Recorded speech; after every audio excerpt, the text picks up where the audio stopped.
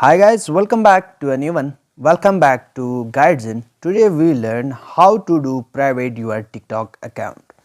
So guys, it's very important and very simple for it's very useful for many kinds of peoples in our society.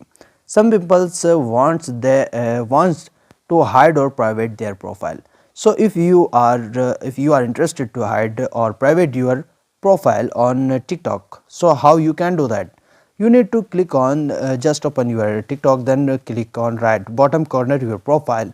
Then here you need to just tap on top right corner three bars.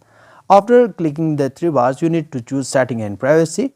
Then you need to go a little you need to click on the second option, privacy. All right, once you click that, then the first option is available here, which is called private account. Just enabling it or just turn on it. With a private account, only users that you approve can follow you and watch your videos. Your existing followers won't be affected. Just enabling it, you can easily private your TikTok account. It's very simple, and I hope so the short tutorial is helpful. So don't forget to like, comment, share, subscribe. Goodbye.